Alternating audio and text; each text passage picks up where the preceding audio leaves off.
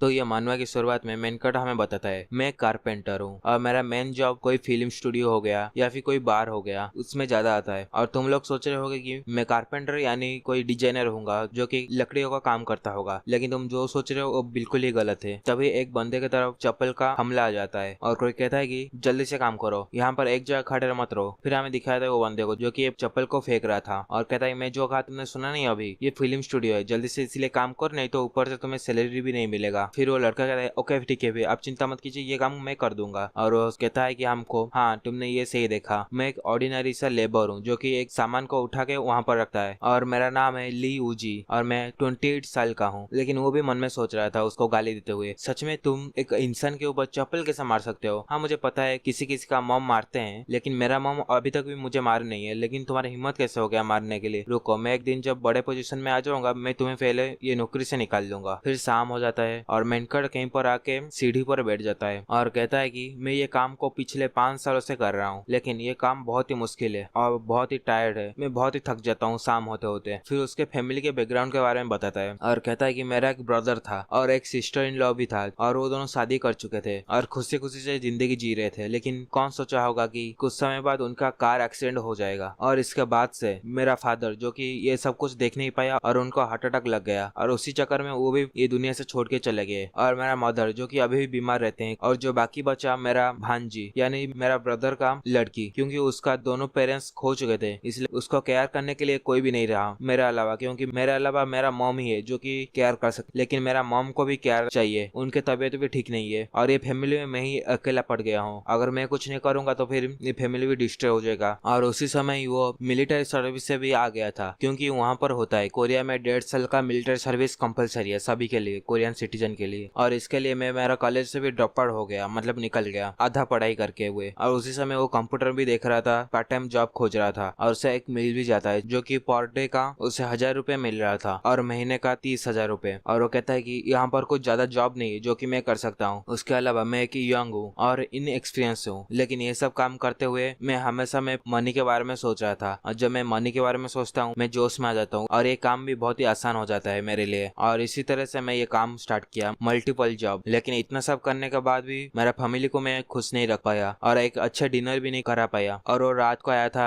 अपना कचरा फेंकने के लिए और फिर तभी वो आसमान को देखता है और सोचता है कि क्या मैं सच में सेटिस्फाई कर पाऊंगा मेरे फैमिली को ये जॉब करते हुए। फिर खुद को थापड़ मारते हुए कहता है कि नहीं नहीं, ये एब्सोल्युटली इम्पॉसिबल है, क्योंकि इतने पैसों में तो यहाँ पर मैं एक रेस्टोरेंट भी नहीं जा सकता। और मैं जब भी मिडिल स्कूल में था उस समय मेरा ड्रीम था एक आइडल बनने का, लेकिन जब मैं हाई स्कूल में आया तभी मैं एक सिंगर बनना चाहता था, लेकिन मेरे ड्रीम को अचीव करने के लिए मैं इतना हार्ड वर्क भी नहीं किया हूँ इस फील्ड में। और इसी वजह से मेरा डांस भी अच्छा नहीं है और गाना भी। मैं बहुत बार कोशिश किया लेकिन फिर भी मेरा अच्छा नहीं हो पाया गाना। हाई स्कूल में मैं क्लब भी ज्वाइन किया था, लेकिन फिर भी मुझे धक्का मार के निकल दिया। और जब मैं बाकियों का गाना सुन रहा था तभी मुझे बहुत ही अच्छा लग रहा था और मैं सोच रहा था कि मैं भी इसी तरह का गाना गाता हूँ। लेकिन कुछ समय बाद मुझे जल्दी ही रियलाइज हो गया कि ये सब काम मेरे बस का नहीं है, क्योंकि मैं जितना भी प्रैक्टिस कर लूँ मेरा आवाज या फिर मेरा डांस एक सिंगर या फिर आइडल के जैसा हो नहीं पाएगा। और उसके बाद जब मैं पता चल गया ड्रीम को हकीकत में बदल नहीं सकता, तो फिर मैं दिन रात लग गया पढ़ाई करने में। और मैं सोच लिया अगर मैं सिंगर नहीं बन सकता तो फिर मैं कुछ पढ़ाई करके एक सिंपल सा जॉब भी तो कर सकता हूँ, लेकिन उसमें भी फेल हो गया और रियलिटी में वापस आ गया। जो भी ड्रीम देख रहा था पढ़ाई करने का वो भी टूट गया, क्योंकि ये भी मेरे बस का काम नहीं था। और मैं जब कॉलेज में गया मैं सोच रहा था कि कोई जॉब कर लूं ये कॉलेज के बाद, लेकिन मेरा परफॉर्मेंस के हिसाब से मुझे कोई भी जॉब नहीं मिला। इसीलिए मुझे फाइनली एक ही जॉब मिला जो कि यही जॉब है, लेबर का जॉब। और ये जॉब मुझसे फिट भी करता है और ये जॉब से मैं मेरे फैमिली को सपोर्ट करता हूँ जो भी होता है। और उसका कंधा वहीं पर दुखने लग जाता है क्योंकि दिन भर काम कर रहा था। और कहता है क्या मैं हॉस्पिटल को जाऊँ और दिखाऊं? लेकिन छोड़ो, हॉस्पिटल भी बहुत ही एक्सपेंसिव होगा, बहुत महंगा होगा। लगता है कि ये भी पैसा नहीं खुशी में ये दुख रहा है। तभी उसका मोबाइल फोन बजता है और वो मोबाइल फोन को जैसे ही देखता है वहां पर एक मैसेज आया था एक अननोन नंबर से और लिखा था ड्रीम असिस्टेंस, क्या तुम ये एक्सेप्ट करते हो? अगर तुम एक्सेप्ट करते हो तो फिर ये लिंक को क्लिक करो। और मेनकट सोचता है ये कोई फ्रॉड होगा और कहता है कि ये फ्रॉड लोग दिन भर भी सोते नहीं और रात भर भी सोते नहीं, हमेशा एक सिंपल से आदमी को परेशान करते रहते हैं और ये बेकार सा मैसेज हमेशा ही भेजते रहते हैं। छोड़ो इसको, अगर मैं इसको फिर से देखूं तो भी मेरा दिमाग का दही हो जाएगा, इसलिए इसको ब्लैक लिस्ट में डाके डिलीट कर दूंगा, वही अच्छा होगा। और मोबाइल में देखता है बहुत सारे लोग ट्रैवल कर रहे होते हैं बहुत सारे जगह या फिर न्यू प्लेस में घूमने जा रहे थे, और इसको देखते हुए सोचता है क्या मैं इसमें जा सकता हूँ? मैं लाइफ टाइम में एक बार भी जा सकता हूँ विजिट करने के लिए, और कोई प्रॉपर जॉब या फिर कोई सिनेमा हॉल कहीं पर भी मैं जा सकता हूँ, ये लाइफस्टाइल मैं कब तक पाऊंगा। और इसको सोचते सोचते मेरा दिमाग का भी दही हो गया है। अभी ये रेडबुल से भी काम नहीं चल रहा, क्योंकि ये रेडबुल भी बहुत ही सस्ते दाम का है। लेकिन मैं क्या करूँ, मैं रेडबुल को भी अफोर्ड नहीं कर सकता, क्योंकि वो भी बहुत ही महंगा हो चुका है। अभी के लिए तो मैं एक यूजलेस इंसान बन चुका हूँ। तभी फिर से उसका मोबाइल में मैसेज आता है, और मैसेज में लिखा था वही सेम चीज, ड्रीम असिस्टेंट, अगर तुम एक्सेप्ट करना चाहते हो तो फिर ये लिंक को क्लिक करो। और मेन कार्ड इसको देखते हुए कहता है ये बहुत ही अनोइंग है, मुझे हमेशा ही परेशान करता है। लेकिन सोचता है क्या मैं एक बार क्लिक करके देख लूं। वैसे भी क्या जाता है, एक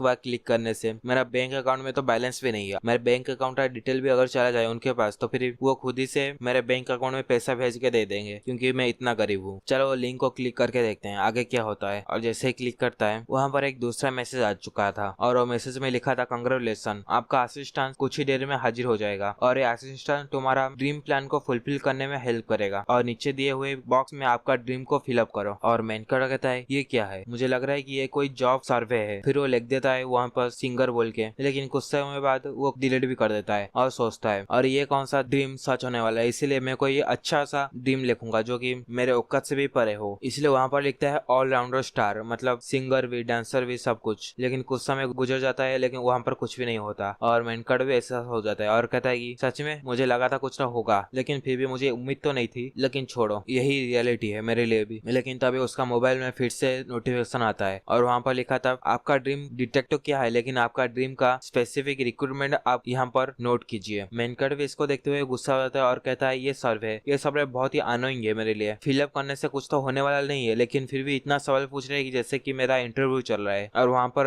वो फिलअप भी कर देता है, एक रिच और एक सुपरस्टार जो कि बहुत ही फेमस हो, और नोटिफिकेशन सामने से आता है आपका रिक्वेस्ट सक्सेसफुली हम रिसीव कर चुके हैं, इसलिए हमारा ड्रीम फुलफिलर असिस्टेंट आपके पास कुछ समय के बाद डिलीवर हो जाएगा। लेकिन मेनकट कुछ भी समझ नहीं पाता और कहता है ये सब चल क्या रहा है, ये सच में बहुत ही रिडिकुलस है, मैं तो कोई एड्रेस पे नहीं लिखा हूँ, तो फिर वो आएगा कैसे मेरे पास। और वहीं पर ही हार मान के सो जाता है और कहता है मैं तो कुछ समय के लिए मैं सीरियस भी ले चुका था इसको, क्योंकि ये बहुत ही स्पेसिफिकली क्वेश्चन पूछ रहा था। मैं भी बहुत ही बुड़बक हूँ, मैं कैसे ऐसे सोच लिया कि कोई असिस्टेंट आएगा जो कि मैं ड्रीम को अचीव करने के लिए मुझे सपोर्ट करेगा। लेकिन जैसे आसमान में देखता है एक टूटता तारा नीचे गिर रहा था, और कहता है ये तो एक टूटता तारा है या फिर एक मेटेरियल है जो कि नीचे गिर रहा है, और वही तारा घूम जाता है हमारे मेनकट की तरफ, और मेनकट की तरफ आ जाता है। और मेनकट भी कहता है ये तारा मेरे तरफ क्यों आ रहा है, लेकिन वो सच में वो तारा मेनकट के पास ही आ जाता है, और मेनकट भी इसको देखते हुए बहुत ही डर जाता है। लेकिन कुछ समय के बाद शांत भी हो जाता है और कहता है कि मुझे लग रहा है कि मैं कोई ड्रीम देख रहा हूँ, और ये मीटर मेरे पास कैसे आ सकता है, ये तो इम्पॉसिबल है ना। लेकिन वो जो स्टार की तरह दिख रहा था वो कहता है कि नहीं ये तुम्हारा ड्रीम नहीं है, और इसको सुन के मेनकट पूरी तरह से चौंक जाता है और पीछे जाते हुए कहता है कि तुम कौन हो, तुम बात कैसे कर सकते हो। फिर वो स्टार कहता है हेलो, मैं यहाँ पर आया हूँ तुम्हारे ड्रीम को सच करने के लिए, और तुम्हें असिस्ट करने के लिए, तुम्हारे ड्रीम को फुलफिल करने के लिए, और मैं एक AI रोबोट हूँ, और मेरा सीरियल नंबर है AP032। और मैं क्या आपको एक सवाल पूछ सकता हूँ कि आपका जो फुलफिल ड्रीम प्लान है वो अभी स्टार्ट किया जाए। लेकिन मेनकट यहाँ पर कंफ्यूज हो चुका था और कहता है ये क्या हो रहा है, ये चल क्या रहा है, अभी मैं क्या ड्रीम देख रहा हूँ या फिर ये सच में हकीकत है। रुको मैं अभी पुलिस को कॉल करता हूँ। फिर रुक जाता है और कहता है नहीं, अगर मैं पुलिस को कॉल करूंगा वो फिर मुझे पागल समझ के मुझे हॉस्पिटल में भेज देंगे, तो फिर मेरा फैमिली का ध्यान कौन रखेगा, इसलिए मैं पहले रिसर्च कर लेता हूँ गूगल पर, क्या ये सच में कोई बीमारी का सिम्टम्स है या फिर एक इल्यूजन है। और रोबोट कहता है तुम्हें चिंता करने की कोई जरूरत नहीं है, मैं इनविजिबल हूँ और किसी को मैं दिखाई नहीं दूंगा, सिर्फ तुम्हें ही मैं दिखूंगा, और तुमसे ही मैं सिर्फ बात कर सकता हूँ, और बाकी सबके लिए मैं ये दुनिया में हूँ ही नहीं। और फिर मेनकट पूछता है तो फिर तुम हो कौन, क्या एलियन हो, अगर एलियन हो तो फिर तुम्हें अर्थ पर कौन बुलाया। फिर रोबोट कहता है नहीं तुम गलत समझ रहे हो, मैं यहाँ पर आया हूँ खास तुम्हारे लिए, क्योंकि तुम्हारा ड्रीम है सुपरस्टार बनना, और तुमने वो एप्लीकेशन फॉर्म को भी फुलफिल किया था इसलिए आधे घंटे पहले। और मेनकट भी चौंक जाता है और कहता है क्या मैं, तुम ये मत कहना कि मैं जो अभी किया हूँ फॉर्म को फिलअप तुम उसी वजह से आए हो। और वो रोबोट कहता है हाँ तुमने सही कहा, और तुमने जो आसमान में टूटता हुआ तारा दिखा था वो एक्चुअल में एक स्टार है, और हमारा एक मेन बॉडी है, उसका नाम हमने रखा है star.com, और ये star.com कंपनी तुम्हारे ड्रीम का प्लान को फुलफिल करेंगे, और तुम्हें तुम्हारा एड्रेस देने की कोई जरूरत भी नहीं है, क्योंकि हमारे पास सभी डिटेल होता है कस्टमर का। और मेनकट कहता है ये कैसे हो सकता है, और ये कौन सा कंपनी है जो कि मैं कभी भी मैं जिंदगी में सुना नहीं हूँ, तुम एक्चुअली में हो कौन। और